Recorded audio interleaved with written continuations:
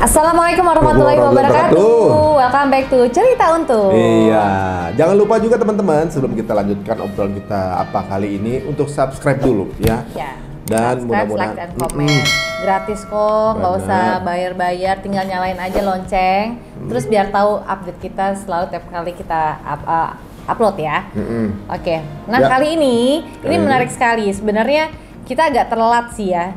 Ini pun juga karena berkat subscriber kita yang tulis di komen, terus sampai pernah DM juga di IG kita untuk ngajak interview sosok luar biasa, seorang wanita yang mu'alaf, dan kita pengen tahu sebenarnya ceritanya apa sih sampai teman-teman kita semua subscriber kita tuh sampai ngajak kita yuk ajak interview gitu. Iya, jadi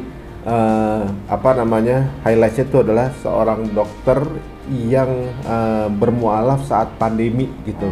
Jadi petidayanya saat pandemi. Nah, dokter ini kita kemudian kita cari tahu, penasaran juga, ternyata wah kisahnya inspiratif banget, luar biasa. Kita mau ajak ngobrol karena mungkin belum banyak yang tergali. Kita pengen ngobrol langsung sama beliau, tapi karena ya kadarullah lagi pandemi, jadi kita masih setting tetap secara harus Zoom ya. Soalnya beliau dokter kan, jangan sampai kita kesana, maaf, Anda melanggar prokes, jadi kita nggak bilang gitu. Ya udah kalau gitu sepertinya udah tersambung, langsung kita hubungin yuk. Assalamualaikum Assalamualaikum, Dr. Dok. Kalisa, apa kabar? Waalaikumsalam, Mas Ari, Mbak Venita. Alhamdulillah baik. Aduh, Masya Allah. Waduh, Masya Allah. Aduh, alhamdulillah seneng banget nih kita di sini walaupun belum bisa bersilaturahmi langsung, tapi bisa tatap-tatapan muka kayak gini tuh, aduh Masya Allah. Masya Allah. Ditambah lagi ini sepertinya penampilan baru dari dokter ya. Udah berapa bulan gitu ya maksudnya? Nanti tahan dulu. Soalnya kan kita mengetahui dokternya mungkin agak terlambat dibanding yang lain ya. Iya. Kebetulan banyak sekali info ke kita gitu untuk ngobrol sama dokter gitu. Karena ada tentunya banyak hal yang bisa di-sharing ke kita gitu. Nah, ini menarik banget sih sebenarnya kalau kita rasa bahwa sebelum pandemi dokter ini masih bukan seorang muslimah gitu, bukan seorang muslim berarti kan. Nah, tiba-tiba katanya ada hikmah pandemi kemudian membuat dokter menjadi bermualaf. Nah, ini menarik sih sebenarnya nih. Iya. Kita pengen tahu ya. Soalnya banyak cerita nih dok dari luaran sana yang kita tangkap gitu, tapi kayaknya kok nggak enak ya kalau kita nggak tanya langsung dengan sumbernya. Nah, mungkin dokter bisa sharing juga nih ke kita. Sebenarnya seperti apa sih dok kronologis tiba-tiba dokter memutuskan untuk menjadi mu'alaf? Benar. Dari awal dulu kali ya. Awal pertama kali tahu Islam tuh kapan gitu? Iya, ya kronologis lah. Kronologis. Ya sama aja Pak. Kronologis. Jangan ditarik Bang Bos. Aduh. Ini normalnya rumah lagi atau apa? Oke, silakan dok. Ya Bismillah. Iya, jadi memang itu agak uniknya di situ ya. Saya sendiri, jangankan orang lain heran gitu, saya sendiri pun suka lucu juga gitu. Kok kayak gini jalan hidupnya gitu ya. Jadi sekitar awal pandemi tahun lalu itu bulan Maret kalau nggak salah ya Mbak. Oh iya benar, Maret.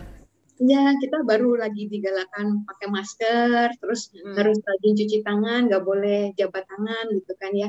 Nah, satu hari itu saya lagi rapat di balai kota, lewatin masjid di balai kota itu ada salah satu muslimah itu yang pakai niqab. Nah, biasanya saya tuh kalau melihat perempuan seperti itu kayak agak sebelah mata lah gitu ya. Baik. Ya gimana banget gitu ya, terus juga kan nggak mau salaman gitu ya.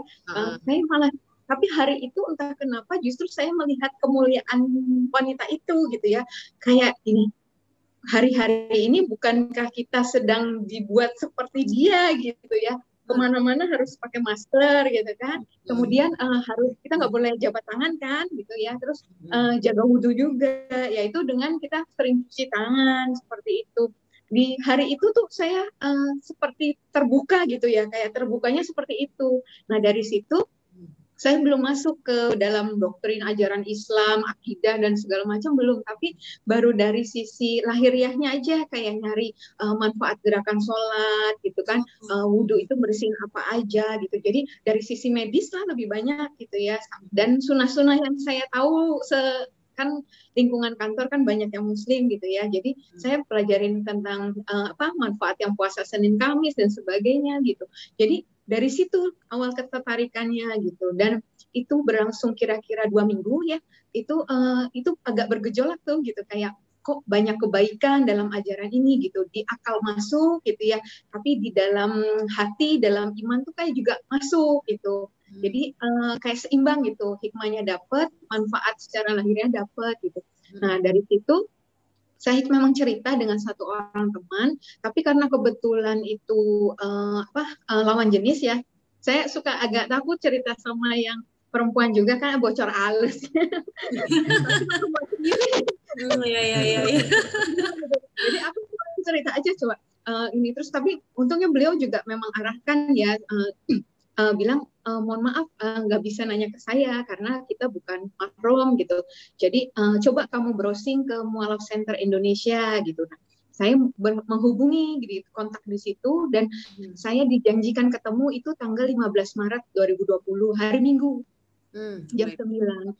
Nah di situ akhirnya saya tuh dalam sebelum perjalanan ke sana itu udah berdoa gitu, ya Tuhan kalau ini aku tuh durhaka sama orang tua, aku nih mengkhianati Engkau gitu ya, saat itu ya jangan sampai aku nyampe ke tempat itu gitu, kalau perlu Engkau ambil nyawaku, ambil aja nyawaku gitu. Jadi masih kayak ragu tapi pengen tahu gitu kayak apa ya, ini aku nih lagi ngapain tuh sampai saya tepuk-tepuk juga gitu ya, pipi ini saya lagi kenapa ini gitu kan, cuman kayak nggak bisa dibendung gitu Mbak, kayak udah tahu ini bakal bermasalah gitu ya, tapi kayak nggak bisa dibendung gitu, kayak saya udah nggak tahan lagi kan di saat 2 minggu itu, karena saya ragu jadi saya nggak ibadah sama sekali, even mau doa mau makan aja enggak juga gitu, doa mau tidur yang biasa juga udah kayak rutinitas gitu ya, itu juga enggak gitu, karena saking ada keraguan gitu. Nah akhirnya saya sampai di sana, saya ingat itu 9 kurang 10, ustazahnya bilang, aduh saya lupa cancel appointment-nya katanya gitu kan, itu hari pertama lockdown, jadi misalnya mereka nggak buka, nggak terima tamu lah gitu ya. Oh harusnya, tapi iya, lupa betul. cancelin gitu ya. Lupa cancel. Oh ya udah nggak apa-apa masuk aja gitu. Ada sekitar 10 menit saya di dalam, ada bel lagi, ada tamu-tamu yang habis itu datang, yang mualaf yang mau belajar ngaji gitu. Itu langsung di reschedule untuk waktu yang nggak ditentukan sampai hari ini bahkan ya. Nah itu tuh Masya Allah udah Allah atur ya sedemikian rupa gitu. Hari itu ya udah saya cuman ditanya kenapa ke sini, ya saya pengen belajar Islam, saya pengen tahu lebih tentang Islam, saya cuma bilang gitu. Terus nggak ditanya latar belakang, udah punya keluarga atau belum dan sebagainya, nggak ada ditanya, langsung dijelaskan tentang tauhid, rukun iman, rukun Islam seperti itu. Itu sekitar 3 jam lah ya. Nah itu saya ingat pesan teman saya itu, nanti kalau ustazahnya nggak ngomongin tauhid itu jangan dilanjutin. Apa itu tauhid? Ya pokoknya dengerin aja nanti gitu. Nanti kalau misalnya dia malah menjelekkan agama kamu yang sebelumnya, juga jangan dilanjutin katanya gitu. Itu pesan teman saya 2 itu gitu. Nah, udah saya cuma dengarkan aja gitu ya, penjelasannya benar-benar tentang tauhid. Kalau misalnya seseorang itu masih bergantung pada sesuatu, misalnya untuk lahir mungkin butuh rahim seorang wanita dan sebagainya, apakah itu bisa dikatakan sebagai Allah gitu kan? Itu berarti kalau masih bergantung dengan sesuatu itu adalah makhluk gitu ya. Kayak gitu itu mulai tuh masuk di saya gitu ya. Kemudian nggak terasa ya 3 jam itu air mata tuh ngalir gitu, kayak ini kebenaran yang selama ini saya cari gitu, yang saya yakini gitu. Sampai menjelang azan zuhur itu beliau tanya, udah semua saya jelasin katanya. Sekarang Dokter Karissa mau gimana? Ya udah Bunda, saya belajar dulu, saya bilang gitu. Boleh, tapi nggak dihitung pahala ya, katanya gitu. Hah, kok enggak? Saya bilang iya, kamu ngaji, kamu sholat, nggak dihitung pahala gitu. Kenapa Bunda? Karena kamu belum syahadat. Oh gitu, emang syahadat isinya apa Bunda?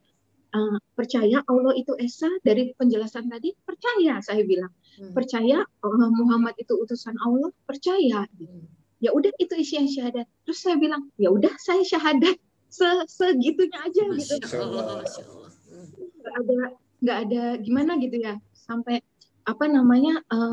habis itu Bunda ambilin gamis, yang ngambilin kerudung itu dikasih buat saya, lalu dituntun syahadat saat azan zuhur gitu, berkumandang gitu. Masya Allah gitu ya. Itu waktu itu selesai, Bunda bilang, sudah ini informal ya, kalau nanti kamu ya lebih yakin lagi mau kamu ulang di masjid dengan saksi lebih banyak silakan bilang gitu.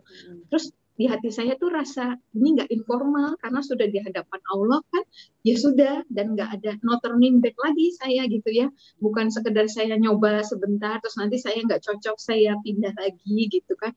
Nah terus udah di situ saya pulang dari situ saya nyari mukena karena saya pikir pertama kewajiban saya yang sudah berlaku, kewajiban saya sebagai seorang muslim harus sholat gitu ya, berarti asar nanti saya udah harus sholat, jadi saya pulang itu mandi besar kemudian belajar sholat pakai YouTube. YouTube itu juga nyari yang apa namanya yang anak-anak karena nyari iftitahnya yang pendek gitu. Gitu terus itu berlangsung beberapa hari sampai waktu itu sempat WFH itu Mas Ari, Mbak Venita, kemudian jadwal WFO saya hari Rabu itu saya agak gimana ya, saya sholatnya gimana ini, nggak mungkin di masjid kantor itu saya nyalain YouTube gitu ya buat ngikutin, saya mau nggak mau harus cerita dengan salah satu orang gitu, dan harus pasti yang harus muslim ya supaya saya bisa jamaah bareng gitu kan. Saya pilih juga teman yang jilbabnya udah syar'i ya, yang udah panjang banget gitu.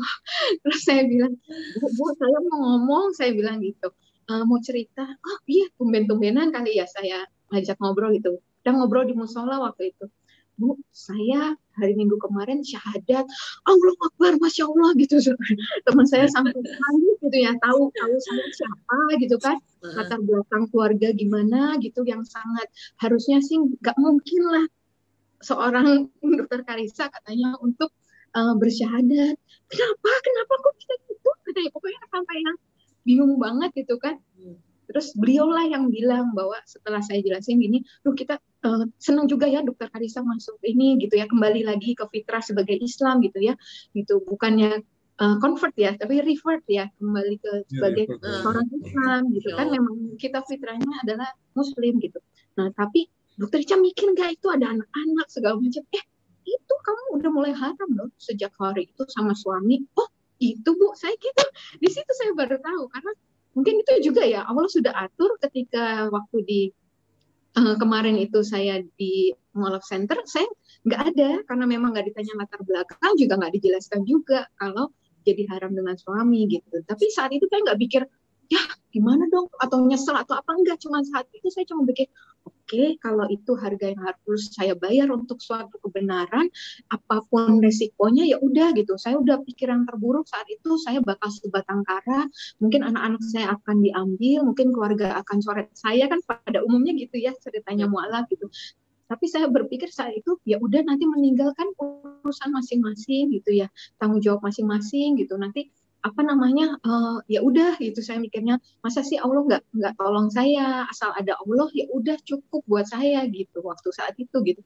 Udah berjalan hari ke hari, saya ditemenin ibu ini setiap duha, kemudian azan zuhur, asar itu kita itu melipir gitu ke masjid gitu, karena biasanya kan kalau yang perempuan di musola aja ya, musola kantor gitu, itu kita ke masjid karena kan takut bikin gaduh juga gitu ya, kok dokter Kaisa di musola gitu. Nah udah berlangsung sekitar sebulan tuh Mbak, saya berpikirnya adalah saya nutupin itu karena saya pikir saya belum siap kan kalau sampai orang tahu pengetahuan Islam saya secetak itu, setadi tahu 3 jam itu aja gitu. Nah jadi saya pikir nanti kalau saya sampai terbuka lalu saya nggak bisa menjelaskan tentang Islam, nanti saya yang menjelekkan Islam gitu. Saya nggak mau Islam jadi jelek di mata orang gitu ya. Jadi saat itu saya pikir, ya Allah, tolong aku, lengkapin aku supaya nanti sampai harinya saya harus ngomong sama suami, sama orang tua, sama keluarga, dan bahkan orang lain, itu emang saya udah cukup gitu untuk bisa menjelaskan gitu. Sudah ternyata rencana kita lain sama rencana Allah ya. Saya pikir orang terdekat dulu, ternyata Allah buat April itu teman-teman kantor dulu yang tahu. Nah, teman-teman kantor yang tahu ternyata ya itu maksud Allah. Jadi kayak untuk mungkin menguatkan saya ya, ketika nanti yang paling besar masalahnya, puncaknya itu, ya saya sudah ada yang mensupport saya gitu. Iya. Jadi salah satu teman yang laki-laki di kantor cerita ke teman yang perempuan gitu ya, mungkin kayaknya gue lihat dokter Karissa di masjid, nggak mungkin lah kata teman saya, apa namanya, coba foto-foto gitu. Jadi agak ramai juga ternyata gitu di belakang yang saya nggak tahu. Jadi satu sore teman saya tiba-tiba nyelamatin saya tuh teman-teman, loh April itu saya nggak ulang tahun, bulan ini saya bilang gitu, kok selamat ya sih saya bilang. Selamat ya Cak, selamat mereka gitu kan. Terus habis itu ya udah akhirnya pada peluk gitu ya yang perempuan, terus habis itu bilang selamat ya gitu kan. Kita udah curiga katanya gitu. Kita udah curiga yang azan kok hilang gitu kan. Gitu terus udah habis itu ya udah mulai berjalan di situ Mbak. Berjalan terus malah jadi kalau dibilang lingkungan yang mempengaruhi saya nggak sama sekali, mereka nggak ada yang misalnya mempengaruhi untuk jadi masuk Islam apa gitu kan, nggak ada ya paksaan ya dalam memeluk Islam gitu kan, benar-benar mereka ya urusan profesional aja gitu kan. Tapi ketika mereka tahu baru mereka misalnya kirim Al-Quran, kasih mukena dan sebagainya itu di situ. Nah terus kasih link kajian dan sebagainya gitu. Nah, ternyata baru sekitar 15 Mei itu ketahuan suami. Ketahuan suami yang pertama itu baru dikasih tahu peringatan gitu. Nggak harus berhenti seperti itu gitu katanya. Apa namanya? Kembali lagi ajarin ayat hafalan buat anak-anak kayak gitu, tapi dari agama yang lama ya. Kemudian apa namanya? Dia ancam kalau kamu terusin nanti saya nggak segan-segan masuk penjara karena bunuh kamu daripada anak-anak tahu maminya masuk Islam seperti itu.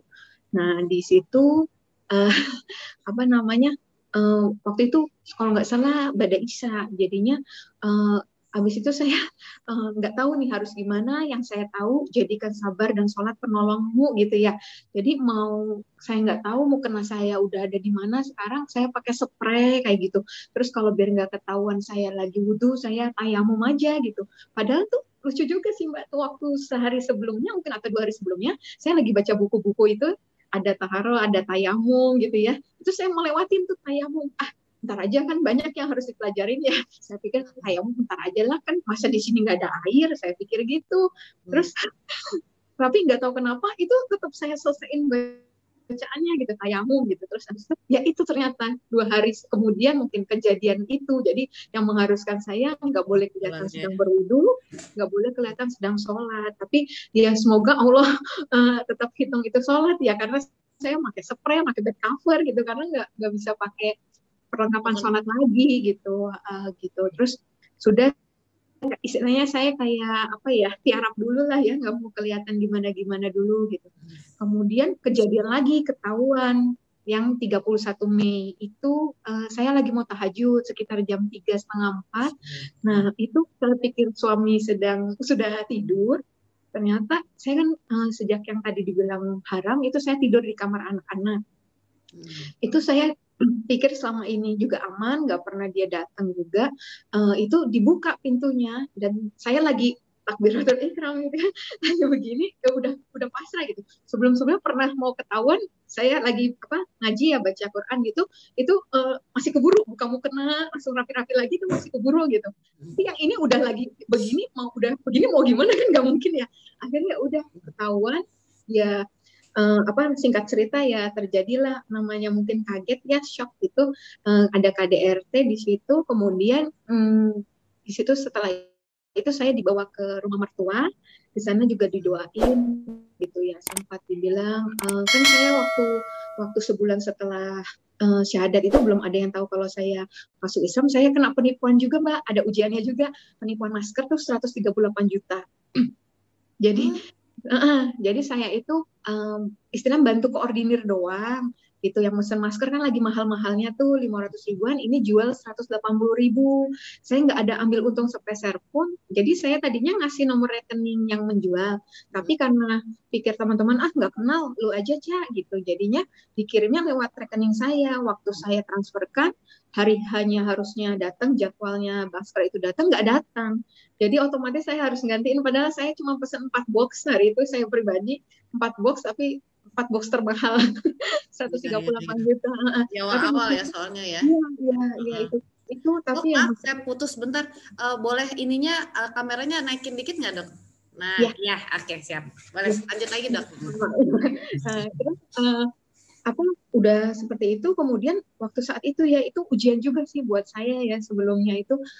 Jadi saya mikir kok kayak begini ya, gue nggak pernah bisnis, ini juga nggak ngambil untung sepeser pun, kok ngalamin seperti ini. Terus keluarga kan belum tahu ya kalau masuk Islam, jadi dikirimin doa, dikirimin ayat-ayat gitu, tapi nggak saya buka, saya cuma bilang terima kasih ma, gitu-gitu aja.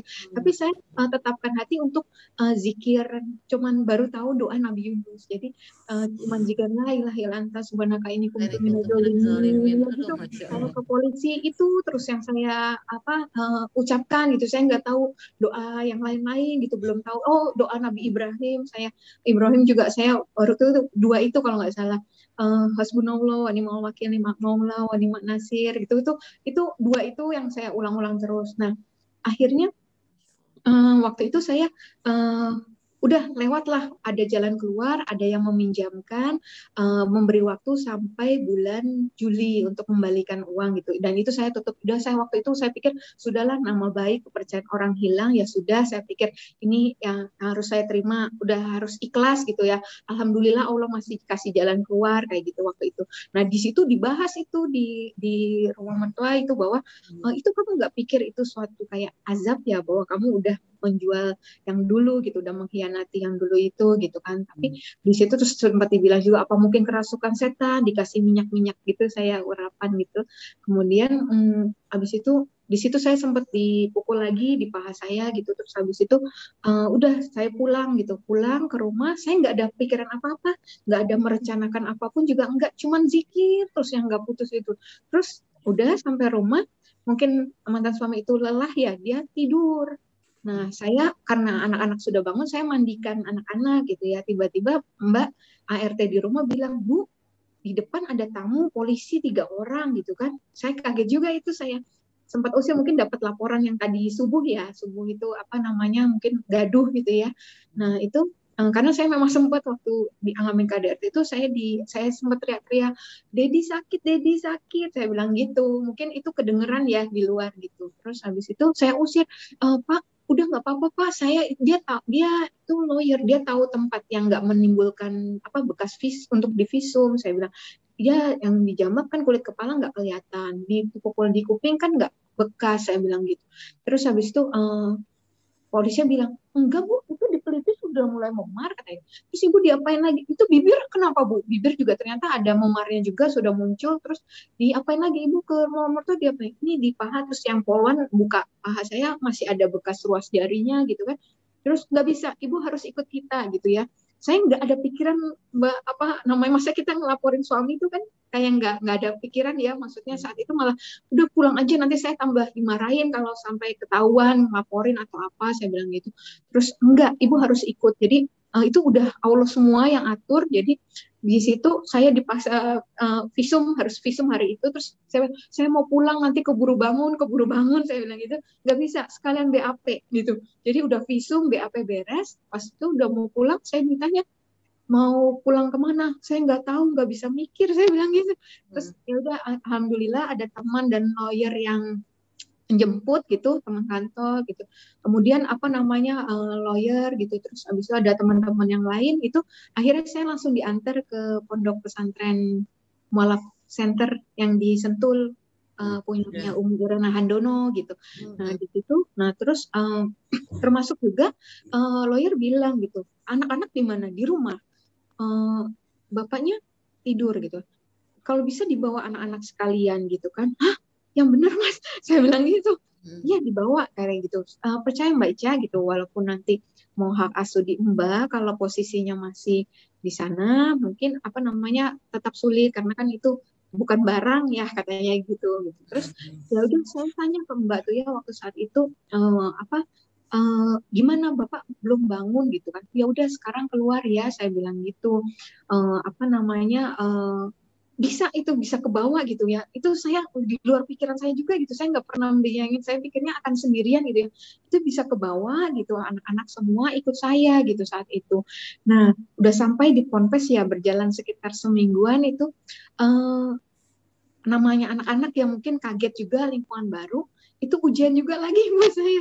2 hari kita mandi nggak ganti baju, nungguin baju bekas karena kan nggak ada ya yang anak-anak di sana. Kemudian apa namanya itu anak-anak nggak minum susu, nggak pup gitu, makan nggak habis gitu. Terus sempat saya tuh pada subuh saya nanya ke Umi, Umi ini apa saya zolin ya sama anak-anak, apa saya pulangin aja Umi, saya bilang gitu kan, saya nggak mau libatin anak-anak lah kayak gini, saya bilang gitu. Terus Umi malah bilang, kamu nggak boleh ingkar dengan yang sudah kebaikan yang Allah kasih, dibilang gitu.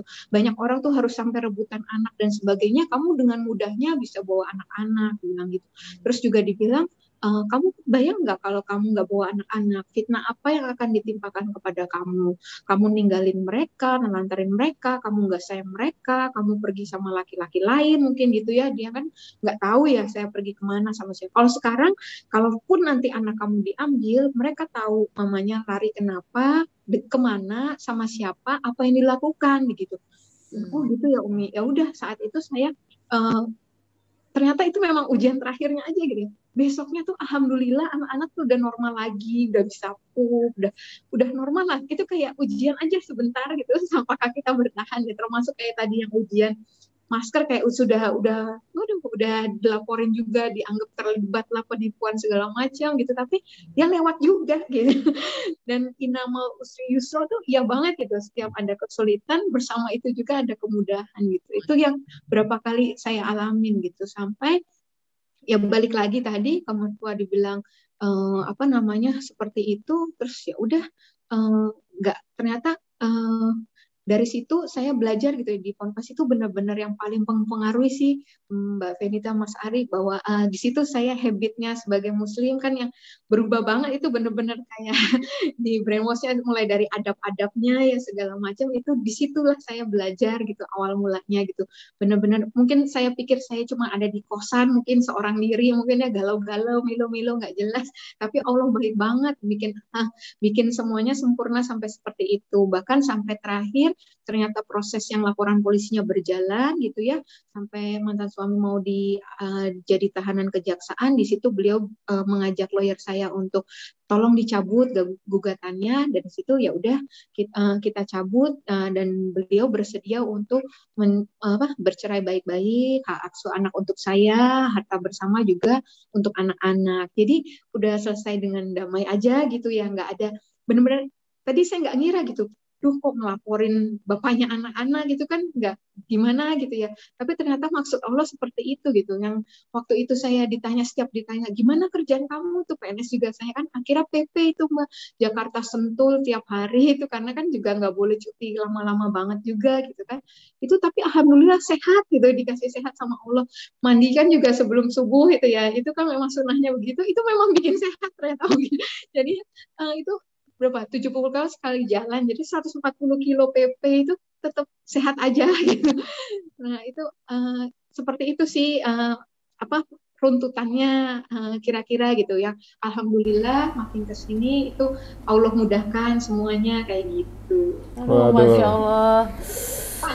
Ini aduh sama sekali kita berasanya kayak Allah ini, kita sebagai muslim tuh kayak ngerasa iri banget dengan apa namanya cerita dari ini ya dokter ya, apalagi dilihat banget dimudahkan, terus diberikan hidayahnya begitu indah gitu, dari hal yang sepele ya mungkin ya, dari melihat sosok seorang muslimah yang pakai niqab, dan memang saat itu mungkin sempat dengar juga gitu ya yang peristiwa pakai niqab itu kan sempat heboh juga lah gitu, sempat viral gitu kan, sempat jadi omongan juga. Malah di situ dokter diberikan hidayahnya, diperlihatkan sosok muslimah pakai niqab dengan adab-adabnya yang mereka takut untuk hilang wudunya, makanya mereka juga nggak pernah bersentuhan, dan itu langsung kena gitu ke dokter Karissa ya. Masya Allah, Allah tuh emang punya jalannya sendiri ya. Banyak hal yang jadi pelajaran nih buat kita ya, apalagi mungkin teman-teman muslim juga yang menyaksikan ini, bahwa kita tuh punya nggak punya hambatan atau juga mungkin cobaan seperti dokter juga gitu ya. Tapi masih melalaikan ibadah gitu kadang-kadang. Padahal kita udah dikasih keleluasaan, dikasih waktu, dikasih kelonggaran, kitanya malah lalai gitu. Sedangkan hidayah ini kan mahal ya. Mahal banget. Jadi, dan nggak pernah ada yang tahu ya. Nggak ada yang tahu kan, maksudnya siapa yang bakal yang kemudian diberi hidayah. Kadang-kadang paman Rasulullah aja ini yang ya udah dekat dengan beliau Rasulullah aja, gitu ya, masih belum bisa gitu. Karena memang pada dasarnya setiap manusia itu pun juga nggak pernah bisa untuk merubah orang lain gitu, karena semuanya hidayah itu kan Allah yang kasih dan Allah yang tunjuk. Itu kan apa ya, kayak hadiah terbesar gitu loh. Nggak semua Allah kasih gitu kan. Dan Masya Allah. biasanya ketika lagi terima itu justru bukan yang indah-indah gitu, justru malah dikasih cobaan nih. Nah, di balik cobaan itu justru kayaknya ya kayak waktu dengar dari Mas Rene ya, musibah itu artinya asobah, artinya apa namanya, right on target. Jadi kalau kita dicoba, kita berarti lagi diperhatiin sama Allah gitu kan. Diperhatiin dan juga naik kelas berarti ya. Nah jadi ketika ya pasti banyak juga teman-teman yang harus melalui dengan berbeda-beda ya. Atau benar kuncinya juga tadi dokter bilang juga bahwa kita cuma diminta sabar, nanti Allah nyelesain masalahnya sendiri. Sabar dan terus ikhtiar ya. Tadi doa juga nggak putus gitu ya. Doa Nabi Yunus dan juga doa Nabi Ibrahim yang terus dilafalkan gitu ya. Kadang kita aja Muslim kadang udah berserah aja sampai nggak ngerti mau ngomong apa gitu, mau doa apa, tapi malah dokter yang dikasih waktunya sebenarnya kalau kita dengar tadi ceritanya kan cuma sekitar 1 bulan ya, dari bulan Maret ke April ya, dalam waktu April Mei terus kan yang penipuan, terus masalah dengan keluarga itu kan dalam waktu sebulan 2 bulan. Tapi dokter tahu gitu doa apa yang memang harus ucapkan saat itu, doa yang terus dipanjatkan, dan Masya Allah itu emang doa kayaknya yang dipilihin satu-satu sama Allah ya. Gitu loh. Bacanya yang ini, baca tayamum, nggak tahu dipakai baca doa yang buat apa namanya kesabaran biar nggak. Padahal niat di hati itu mungkin nanti aja lah, gampang, orang air ada, tapi nggak tahu kenapa ya Allah gerakin semua gitu ya. Aduh Masya Allah. Nah itu kemudian dok akhirnya mulai belajar ngaji gitu juga nggak? Iya, alhamdulillah. Sejak saat itu jadi waktu selama di Ponpes, alhamdulillah sama Umi Irena saya diundangkan ustazah. Jadi kalau beliau prinsipnya jangan misalnya kayak fanatik ke saya aja, misalnya Umi Iren bilang gitu. Saya mungkin ahli kristolo, tapi mungkin kamu untuk fikih kamu bagusnya sama Ustazah Isma waktu itu saya gitu. Kalau untuk Sasya Islam kamu sama Bu Sari, untuk nanti kalau kamu samain gitu. Jadi beliau datangkan ke saya untuk betul gitu. Jadi yang lebih tahulah tentang itu beliau arahkan seperti itu gitu. Nah waktu itu juga ya itu tadi apa, sebenarnya sih karena minim ilmunya, jadi ya samina wa atona gitu ya, apa yang tahu ya didengar. Kayak yang tentang hutang 138 juta itu kan teman saya kan meminjamkan 100 juta dengan deadline yaitu bulan Juli tolong dikembalikan karena untuk uang proyek beliau gitu ya.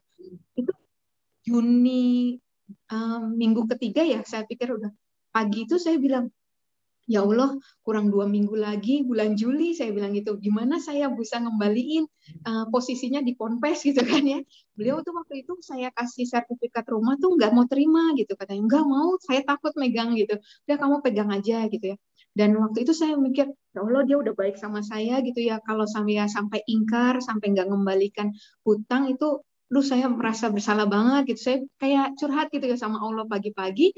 Zuhur, Masya Allah itu saya dapat WA itu dari Kohani malah Mas Ari. Jadi apa namanya dibilang ini ada transferan dari teman-teman alumni UI, mungkin dari angkatan jebot juga yang mungkin nggak kenal saya ya. Itu ada 3 kali transferan yang totalnya sekitar 82 juta. Masya Allah itu saya pikir saya praktek juga mungkin dalam waktu sekian nggak mungkin kekumpul segitu ya. Itu langsung saya hubungin, saya sujud syukur, saya hubungin teman saya habis zuhur itu. Saya bilang minta nomor rekening ya, saya mau kembalikan, saya bilang gitu. Teman saya kaget, hah kamu di Ponpes kok punya uang? Ini kayak udah diikhlaskan lah sama beliau lah ya, udah ntar aja, saya tahu kamu masih butuh, mualaf itu sangat butuh apa namanya biaya besar katanya gitu kan. Bilang ntar aja, alhamdulillah saya juga dikasih rezeki sama Allah katanya. Itu tapi Masya Allah itu saya nggak bisa, saya soalnya berdoa pagi dan dijawab sama Allah siang ini, berarti ini bukan hak saya bilang, itu buat kamu, saya bilang gitu. Itu Masya Allah itu saya ingat banget waktu itu saya dari yang saya curhat sama Allah itu ke zuhur, saya baru dengar ini Mbak Feni cerita gitu seorang ustadz, saya lupa namanya, itu beliau kehilangan sendal gitu waktu naik haji gitu ya. Beliau zikirnya ya al-mu'id gitu. Allah yang maha mengembalikan gitu. Sendalnya kembali. Saya pikir kali bisa juga kali ya buat uang gitu. Saya mikir gitu. Dan itu dengan apa ya, istilahnya saya ya bodoh-bodohnya saya gitu ya, udah saya percaya aja gitu ya. Ikutin lah ya, ya mu'id gitu ya, apa al-mu'id gitu, saya pikir gitu. Dan itu jawabannya itu masya Allah, makanya saya sampai nangis, langsung bilang anaknya Umi gitu waktu itu, saya bilang masya Allah, saya sampai nangis gitu. Terus mereka bilang udah syukur belum? Ya udah saya bilang gitu. Itu yang masya Allah, itu pokoknya perjalanan sama Allah gitu. Kalau kita tawakal ya, kita berserah sama Allah gitu, husnuzon billah sama Allah, itu kayak dikasih aja gitu jalan kuatnya ya, yang kayak nggak mungkin banget gitu. Aduh, masya Allah, ini benar-benar ceritanya luar biasa banget. Tapi kita dengar ceritanya nahan nafas. Benar-benar deh, masya Allah. Aduh. Dok, ini kan menarik banget gitu ya. Lihat cerita dokter dengan berbagai ujian-ujian yang diberikan juga. Dokter tuh bisa melaluinya perlahan-lahan gitu, dengan benar-benar samina wa ta'na gitu. Apa yang disuruh ya dilakuin gitu kan. Terus tahu juga seperti kayak apa ya, ketika lagi kesulitan membahas tentang hutang, tiba-tiba dengarlah kajian yang terkait dengan apa yang dokter alamin saat itu. Tapi saya tuh sebenarnya masih ada satu pertanyaan yang menurut saya tuh harus saya tanyain gitu. Sebenarnya apa sih dok yang membuat dokter tuh yakin banget di 3 jam dokter ngobrol dengan ustazah yang ada di MCI waktu itu ya, di Mualaf Center Indonesia, yang membuat ya? Part apa yang membuat dokter bahwa yakin ini adalah agama yang benar-benar membuktikan bahwa kita kembali ke fitrahnya, kita kembali ke fitrahnya manusia, yaitu Islam. Apa tuh dok?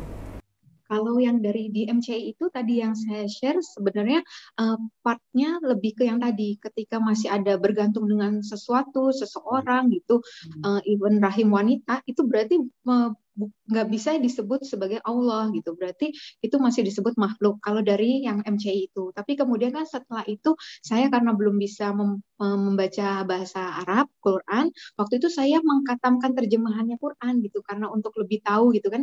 Waktu itu kalau nggak salah bulan Ramadan minggu ketiga itu saya selesai baca terjemahan Qurannya. Jadi di situ saya bermaksud untuk mencari mungkin ada salahnya atau apanya nih Quran gitu ya, kontradiksi kah atau apa gitu, jadinya biarin saya, mungkin belum banyak yang tahu gitu ya, gitu mungkin masih adalah kesempatan untuk berubah gitu. Tapi yang ada itu makin yakin di situ, banyak ayat-ayat gitu di dalam Al-Quran itu yang justru meneguhkan saya. Dan waktu itu pemikiran saya yang saya sampaikan ke adik saya, sempat saya diskusi sama adik saya adalah seperti ini gitu. Kalau ini kayak yang wahyu pribadi yang Allah kasih ke saya ya. Waktu itu saya berpikir kalau misalnya Nabi Isa itu memang Allah gitu ya, kenapa setelah itu masih harus diturunkan Nabi Muhammad? Waktu itu saya mikir gitu. Harusnya kalau itu Allah sendiri yang turun, harusnya bukankah harusnya paripurna gitu? Gak perlu ada lagi diutus yang lain gitu. Kalau diutus lagi yang lain kan sama dengan nabi-nabi sebelumnya. Sudah selesai masanya, dikirimlah yang baru seperti itu. Harusnya kalau Allah beda kan ya. Kalau Allah sendiri yang turun, tuntas selesai. Itu harusnya jadi yang paripurnanya, ada jadi pamungkas terakhirnya gitu ya. Tapi masih ada tuh Nabi Muhammad gitu, dan yang kan nggak mungkin hoax ya, banyak saksinya Nabi Muhammad pernah hidup dan memang dituju sebagai rasul gitu kan. Nah itu saya sampaikan gitu ke adik saya juga, perempuannya gini. Waktu itu saya bilang, Dek, kamu kalau kan adik saya kedokteran umum ya, yang paling kecil itu saya bilang, kalau nyari referensi kan pasti kita yang terbaru ya, yang terupdate, yang terakhir gitu ya, yang the latest one, saya bilang waktu itu. Iyalah, kata adik saya gitu. Nah, makanya dia bilang kayak gitu. Terus kamu nggak mikir kalau nanti setelah Muhammad masih ada nabi lagi gimana? Nggak akan ada nabi lain setelah Nabi Muhammad, karena sudah dituliskan memang nabi terakhir ya Nabi Muhammad, saya bilang gitu. Itu sih yang waktu itu benar-benar jadi kekuatan saya. Itu nggak saya nemuin di buku atau di Quran atau di mana, tapi itu yang jadi pemikiran saya saat itu, bahwa harusnya seperti itu bukan gitu. Dan ternyata waktu di Quran ya benar-benar ditegaskan banget gitu ya, termasuk waktu di Al-Maidah ya ayat 116 itu favorit saya, itu kayak Allah tanya kan ke Nabi Isa gitu kan, apakah kamu sama yang nyuruh kamu dan ibumu untuk nyembah mereka gitu kan ya. Ya enggak ya Allah gitu kan. Kalau misalnya engkau kan yang maha mengetahui kalau memang aku melakukannya gitu ya, tentu kan engkau yang lebih mengetahui gitu kan. Itu bahkan maksudnya kalau saya dikatakan saya meninggalkan Yesus ya atau meninggalkan Nabi Isa, itu saya nggak ngerasa gitu. Sampai hari ini saya masih mengasihi Nabi Isa gitu ya, karena saya melihat juga Islam itu yang sangat-sangat memuliakan nabi-nabi gitu, yang nggak ada sedikit pun pernyataan negatif di dalam Quran tentang nabi siapapun gitu ya, nggak ada itu ya di Quran ini gitu. Masya Allah, itu bahkan Nabi Isa itu sangat dimuliakan di situ saya melihatnya gitu ya.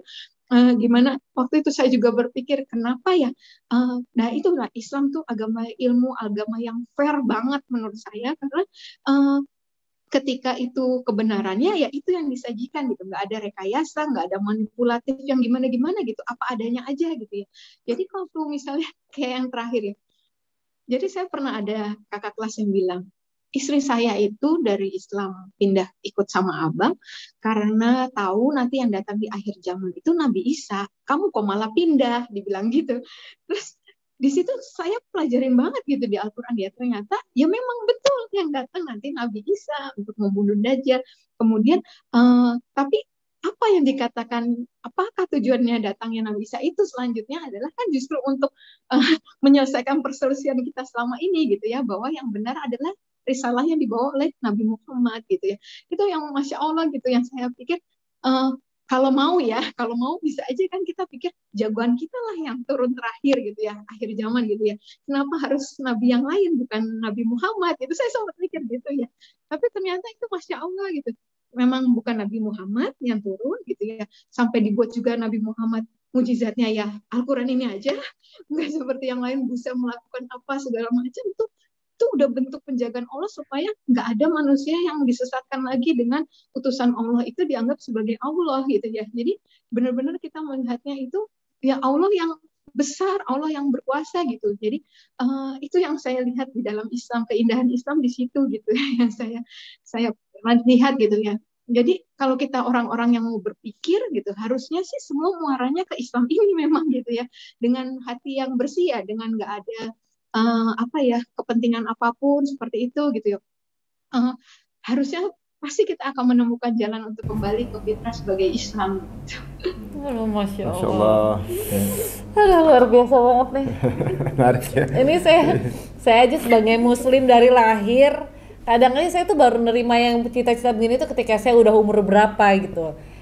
Ini dokter yang baru kurang lebih setahun yang lalu memeluk agama Islam gitu ya, tapi kayak ngerasa langsung ini fitrahnya aku nih gitu. Fitrahnya aku tuh sebenarnya Muslim dan tahu semuanya gitu. Dan keingintahuan dari dokter ini kan semata-mata karena mencoba untuk mencari kebenaran, karena ya pada hakikatnya kebenaran itu pasti akan muncul sendiri gitu, pasti akan hadir gitu di hadapan kita. Dan Masya Allah semua kayak ditunjukin satu persatu, mungkin dari awalnya dari keraguan dan akhirnya sesuatu yang bikin teguh hati, malah ya Allah ini adalah agama yang terbaik, agama yang sangat sempurna dengan semua panduan-panduan yang ada di Al-Quran. Masya Allah. Masya Allah. Jadi teman-teman yang tentunya juga teman-teman Muslim atau juga mungkin non-Muslim menyaksikan bahwa memang Islam itu ya menyayangi Nabi Isa ya, sangat sayang banget. Bahkan ibundanya Bunda Maryam itu satu-satunya wanita yang jadi nama surat di Quran. Betul. Ya kan?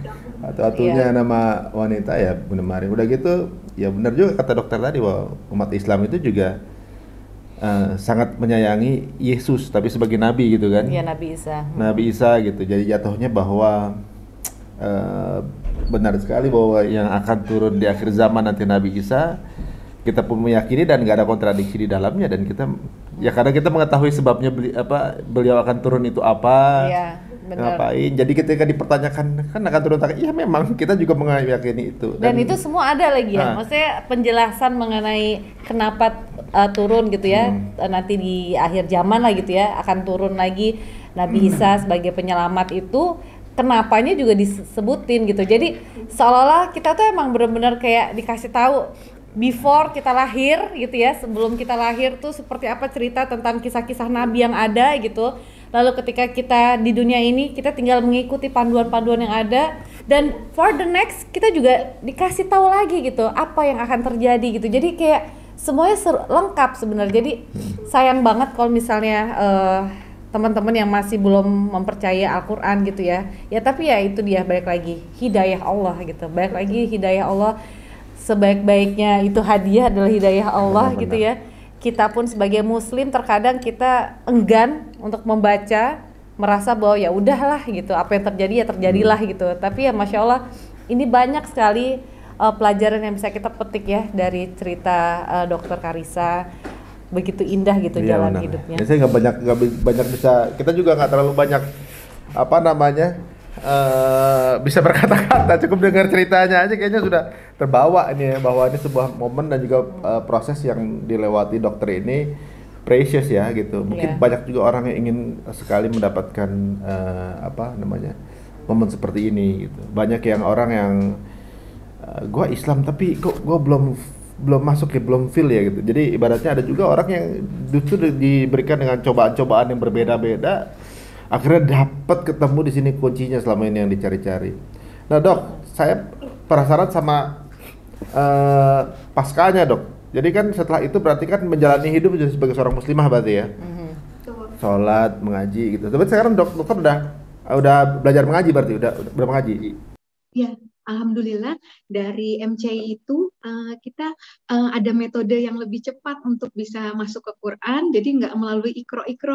Jadi namanya metode Sakifa, itu 6 kali pertemuan, setelah itu bisa masuk Quran gitu. Alhamdulillah sudah nggak buta huruf Arab lagi, tapi ya belum bisa indah lah lantunannya gitu. Juga mungkin qalqalah juga belum sempurna. Saya dengar udah khatam dok. Khatam sudah beberapa kali, alhamdulillah. Masya Allah. Masya Allah.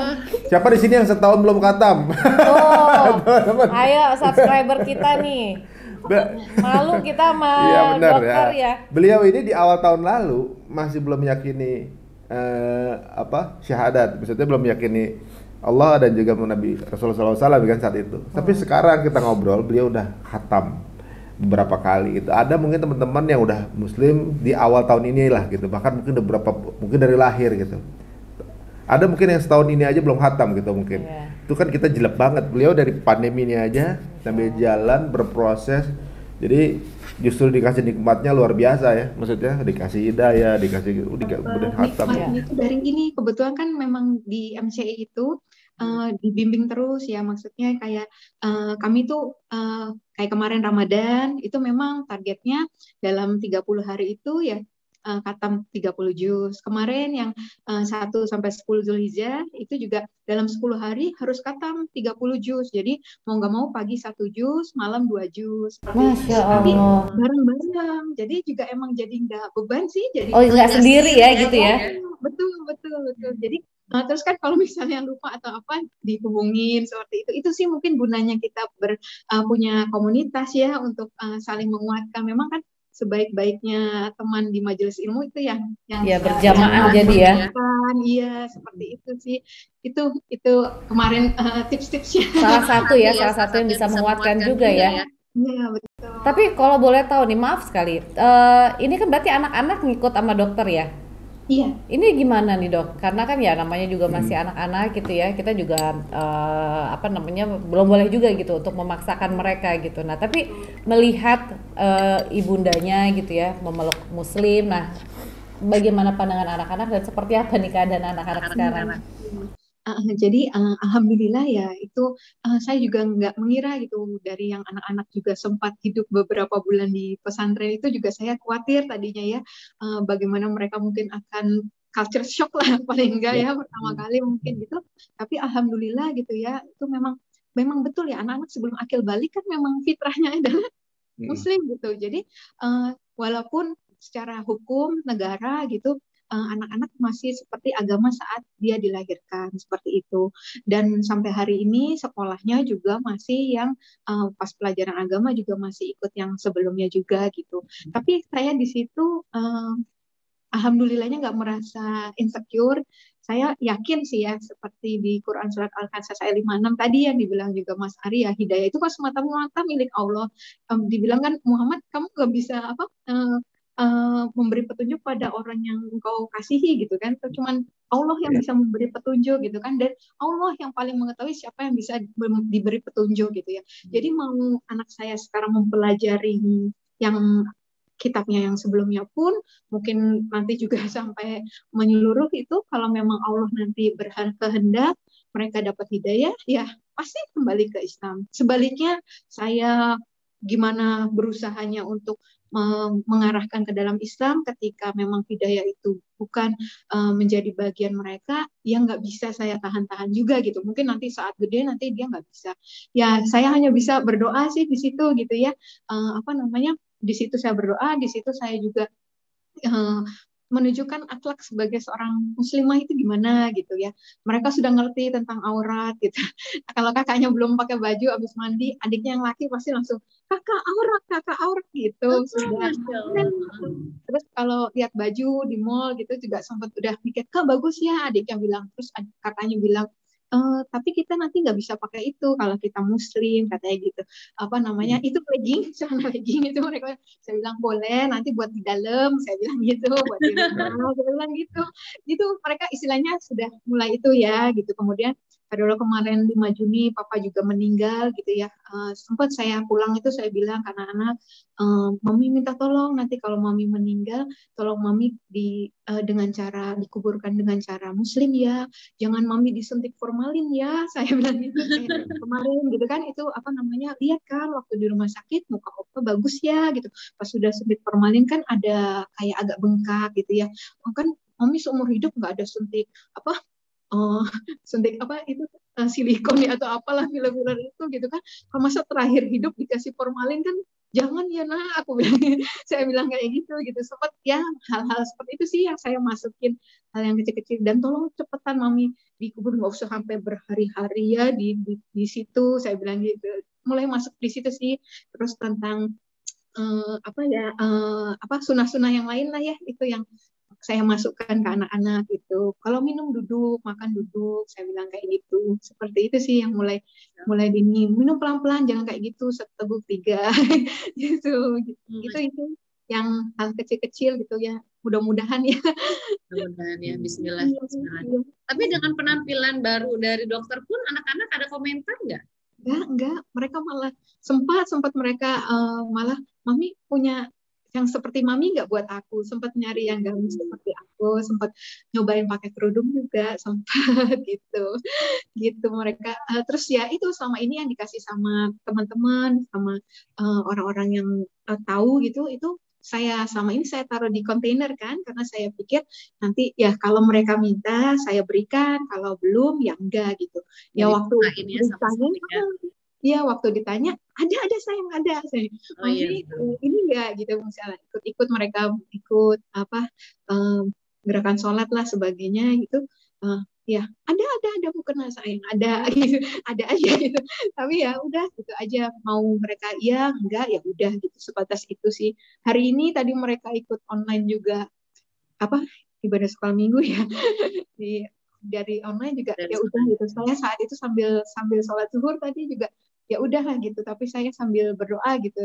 Ya Allah terlebih mampu lah untuk memberikan hidayah ya. Itu doa saya hanya itu aja setiap sujud itu, orang-orang yang saya kasihi mudah-mudahan diwafatkan dalam keadaan Islam gitu. Sampai akhir kan yang dihitung terakhir ya Mbak ya. Sekarang mau kayak gimana pun kondisinya, terakhirnya mudah-mudahan bisa berkumpul lagi sama orang-orang soleh. Amin. Umur berapa sih Dok anak-anak? 9, 7, 4, yang laki 4. Oh, dia masih kecil ya, 4 tahun ya, seumuran Atala ya? Ata ya? Seumuran Atala. Nah, Dok, waktu memeluk Islam sempat ada culture shock versi ritual gitu, misalnya culture shock versi agama nggak? Oh, alhamdulillahnya ini Mas Ari, kayak orangnya kan kuper sih sebenarnya. Jadi kayak misalnya adik-adik itu dulu dugem minum-minum itu, saya nggak bisa gitu. Jadi apa ditawarin ini Kak manis Kak, yang ini manis gitu ya. Itu di lidah saya udah pahit gitu. Nggak ada yang manis Nggak menurut saya cocok itu. gitu ya kayaknya ya. Jadi nggak ada yang kayak dirindukan gitu, nggak ada sih gitu. Terus apa namanya? Mohon maaf daging babi gitu, itu saya juga kalau ada pilihan lain dulu saya nggak makan babi gitu. Jadi nggak kangen juga. Kemudian apalagi ya, kalau soal karena apa hijab ya, hijab itu saya memang dari dulu sempat bilang pernah kalau ada mungkin teman saya saksinya ya, saya sering ngomong gitu. Andaikan di agama saya pakai kerudung, mungkin saya orang yang termasuk golongan yang pakai kerudung. Waktu itu saya udah pernah Masya ngomong gitu. Allah, Iya. emang udah ada hidayah sebenarnya udah dari dulu ya. Iya. Mungkin enggak itu bentuk penjagaan Allah ya gitu ya untuk kita dalam tetap fitrah gitu. Apa namanya juga waktu saya mulai apa sejak syahadat itu di kantor juga itu mulai saya ganti seragam tuh yang model gamis gitu. Belum pakai kerudung tuh, saya baru gamis sama kaos kaki gitu kan. Terus nanti saya pikir nanti kalau udah ketahuan baru tinggal pakai jilbab gitu. Itu aja sih saya. Tiba-tiba itu kadang apa bos saya gitu atasan saya Asudunya bilang tuh nggak malu sama dokter Ica gitu. Jadi apa semua teman-teman ganti pada banyak yang pakai gamis terus apa namanya ya gitulah. Jadi malah saya malu sih sebenarnya malah gitu. Tapi ya itu alhamdulillah ya apa jalan Allah seperti itu gitu. Ya lebih nggak dirasa-rasa sih suka badannya. Emang nggak apa ribet ya, panas ya, sumuk apa ya. Lebih ke tadi ya samina wa atona ya kalau itu memang perintahnya ya udah jalanin aja gitu kan ya nggak usah dipakai timbang-timbang pikir-pikir. Jelek banget nih rasanya nih. Kadang-kadang Jelek yang banget. kita yang sudah muslim duluan cari pembenaran untuk itu, kadang-kadang cari way out yang ya ambil yang mau yang cocok di kita cocok doang aja, gitu. kadang-kadang ada yang begitu juga gitu ya. Masya Allah nih Masya hidayahnya Allah. Masya Allah. Jadi ini banyak pembelajaran teman-teman ya, nggak usah kita banyak uraikan. Kita udah bisa nyimpulkan ibroh dari cerita ini secara versi masing-masing pasti udah kebayang ya, udah ketemu. Silakan dinilai dengan pendapat masing-masing teman-teman semua. Ini luar biasa ya. Saya juga nggak menyangka bahwa ternyata ceritanya begitu, kisahnya begitu ini. Deep banget ya. Dalam banget. Dan ketika akhirnya memeluk Islam, ada nggak sesuatu yang baru ditemui sama dokter yang, ternyata begini ya dalamnya ini segala macam yang baru dokter temuin tuh apa tuh? Misalnya kan ada juga orang yang ketika pakai, rasanya adem ya kalau ternyata pakai hijab itu nggak seperti ini orang-orang ya. Maksudnya kan ada juga yang mungkin ada penilaian gimana terhadap mereka yang udah mungkin pakai hijab kurung apa segala macam gitu. Ternyata pas dijalanin ternyata nggak seperti itu, kayak beliau juga kan. Intinya ini deh mungkin yang ada hal baru nggak yang kebayangin seorang wanita yang dokter lihat dia pakai niqab dan lain sebagainya, yang mungkin dokter juga siapapun lah gitu ya pernah berpandang sebelah mata mengenai penampilannya muslimah tersebut. Sekarang dokter merasakan gitu. Itu gimana tuh dok? Iya, itu experience-nya. Betul. Itu makanya memang kalau tak kenal maka tak sayang gitu ya. Jadi itu yang saya lihat gitu dalam Islam gitu ya. Ketika waktu itu mikirnya kan, aduh lebay banget ya yang kayak gitu. Masa emang kalau salaman doang emang jadi naksir apa gitu kan? Kayak gitu.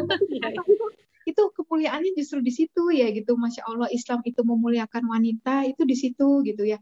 Ketika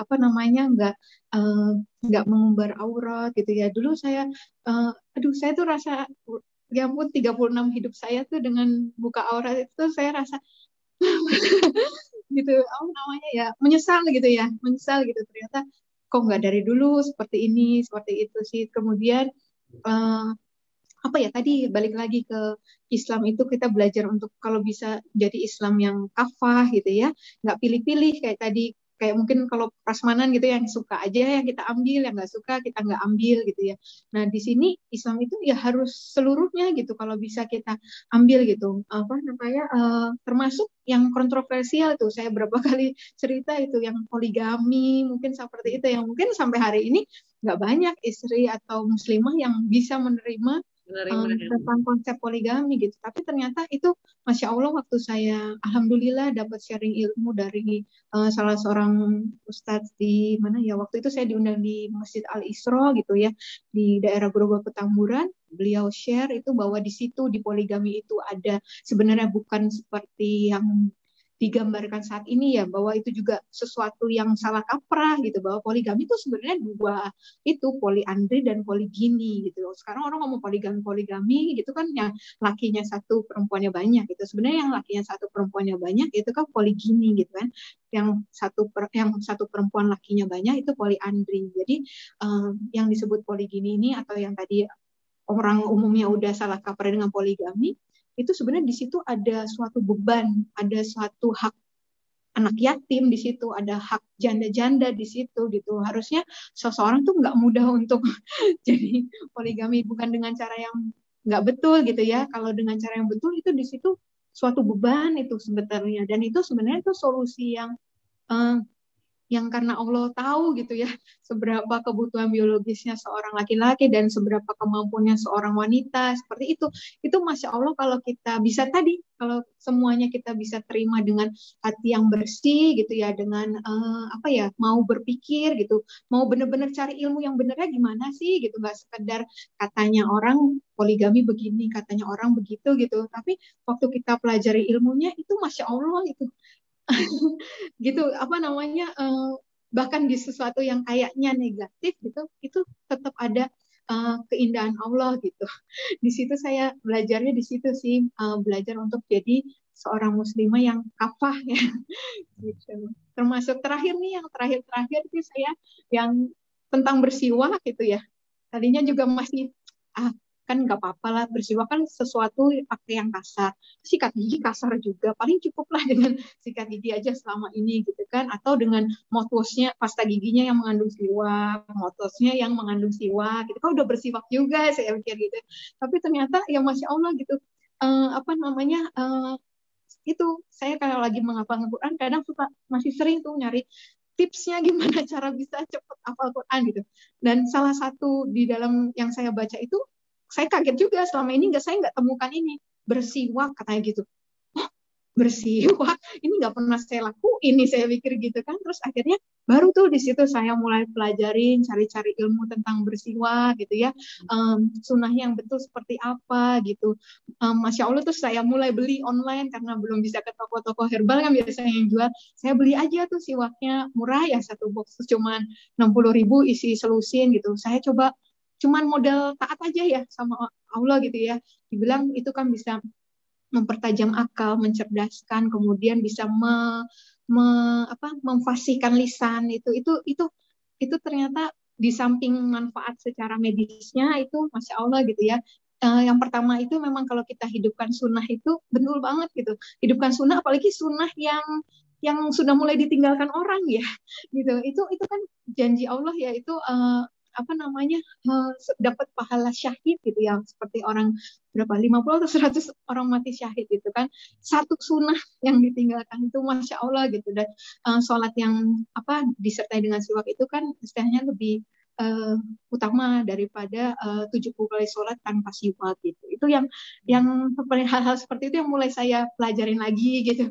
Jadi setiap hari alhamdulillah ada yang mulai di-upgrade gitu ya. Tadinya cuman pakai yang mengandung siwak, ini mulai coba pakai kayu siwaknya. Mulai saya bawa tuh di tas gitu, di rumah juga, kamar mandi atas, kamar mandi bawah, supaya nggak alasan gitu. Siwaknya di bawah males gitu.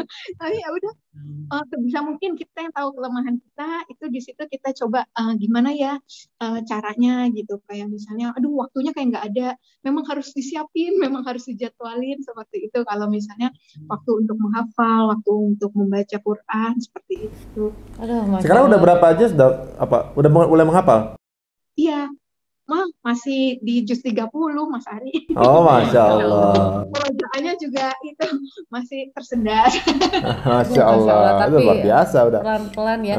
Tapi yang luar biasanya gitu ya lagi, dokter itu ada kan orang berprinsip gitu ya. Ya udahlah, udah mu'alaf gitu, udah kembali ke Islam, udah gitu. Yang penting udah Islam gitu, mengakui Allah dan juga Rasulullah gitu. Tapi di sini dokter tuh mengupgrade diri terus gitu loh, mengupgrade terus untuk mengisi gitu, merefill apa-apa yang kosong di dalam diri kita gitu dengan ajaran-ajaran Islam yang luar biasa gitu. Dan itu ya balik lagi ya, segala sesuatunya tuh memang kalau memang niatannya dengan hati yang bersih, dengan minta diberikan petunjuk kebenaran yang ada, terus datang dan datang terus gitu. Itu seperti kisah dari cerita dari guru-guru kita juga gitu, bahwa ketika kita memahami Al-Quran, sebenarnya seperti kita mengupas bawang. Ketika kita kupas, itu akan ada lagi isinya, akan ada lagi isinya. Jadi nggak akan pernah habis gitu ketika kita mencoba untuk mengupas. Aduh, Masya Allah. Sama juga sama cobaannya pada saat masuk. Dulu cobaannya itu, nanti ketika di dalam ada cobaan lagi yang level lebih tinggi, itu udah pasti. Udah pasti. Ya, jadi bukan berarti di dalam kemudian bisa tenang-tenang aja, justru malah cobaannya akan lebih besar gitu ya kan. Betul, jadi ustazah atau jadi ustaz juga cobaannya lebih besar lagi gitu kan. Sesuai dengan ilmunya juga yang didapetin seperti apa. Dok, terakhir mungkin harapan dokter nih seperti apa? Mungkin juga bisa sampaikan pesan juga nih buat subscriber kita yang sudah mohon untuk yuk ajak ngobrol dokter nih, dan alhamdulillah sekarang kita bisa kabulkan lah istilahnya, alhamdulillah dikasih jalan sama Allah. Mungkin ada pesan-pesan untuk teman-teman semua, silakan dok. Iya, makasih. Iya, kalau harapan saya ya ini yang semoga nggak bosen ya, yang udah denger bolak-balik ini kita belum dengar kok dok. Ya, sebenarnya kisah itu ya biasa mungkin ya, perjuangan mualaf yang lebih berat dari saya itu jauh lebih banyak, saya tahu gitu ya.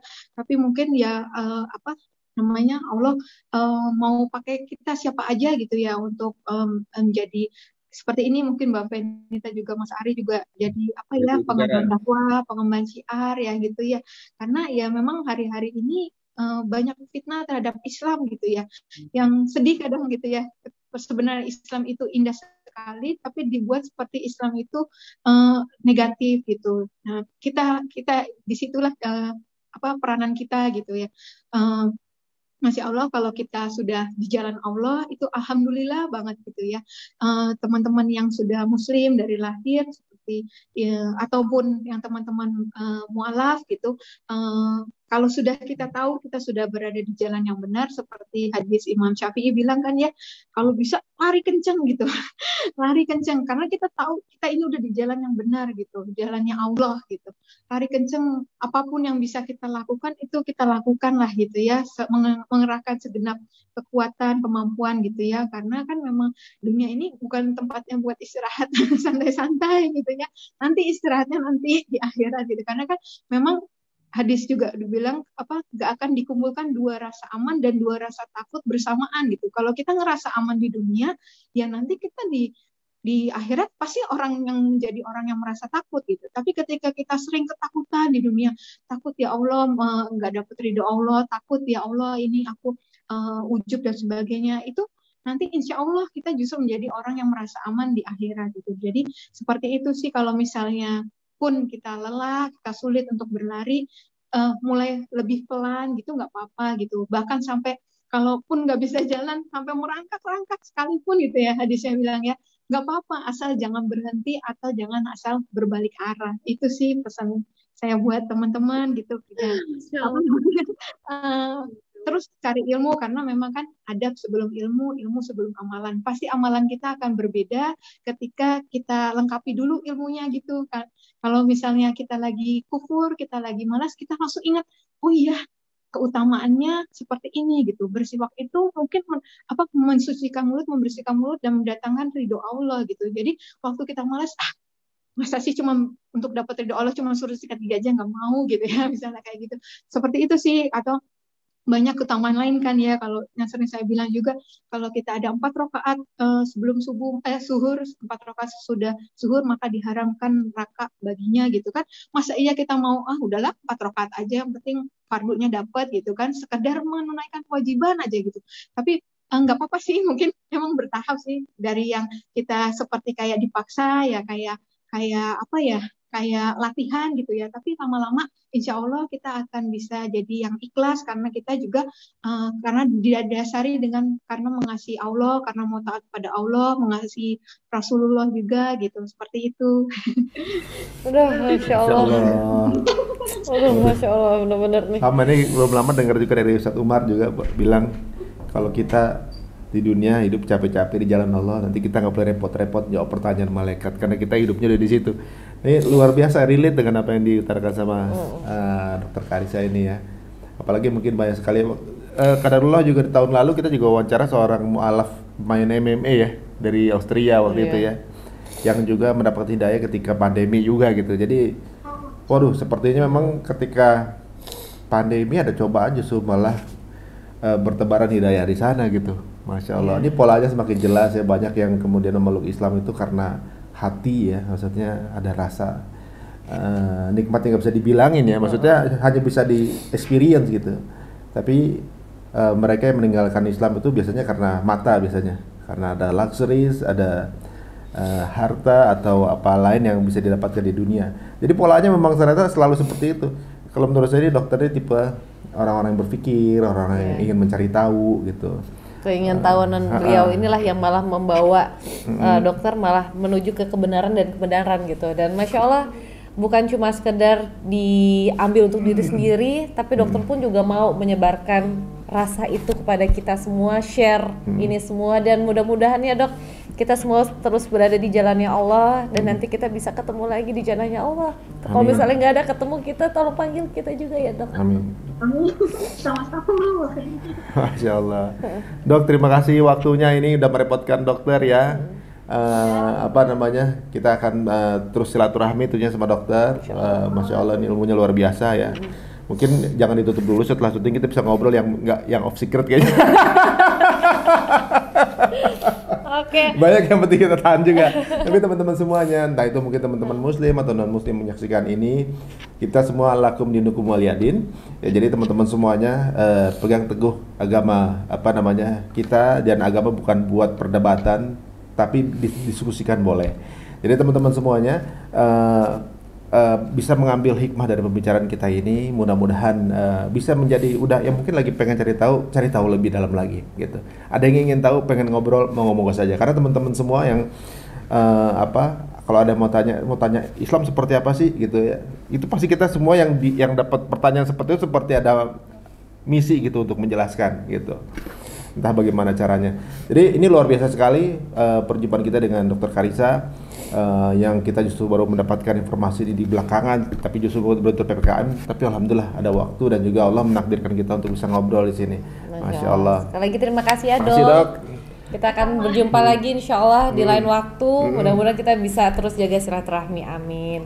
Amin. Oke. Dan juga buat teman-teman semua, terima kasih yang udah ngikutin obrolan kita. Tapi jangan lupa ya untuk selalu subscribe, like, and comment. Dan please, kalau misalnya ini pembicaraan kita ini banyak manfaat yang bisa kita sebar, tolong sebar ke semuanya. Boleh diedit ulang, kemudian di share di Instagramnya, boleh di posting di sosial media masing-masing, monggo saja. Kita tutup dengan Assalamualaikum warahmatullahi wabarakatuh.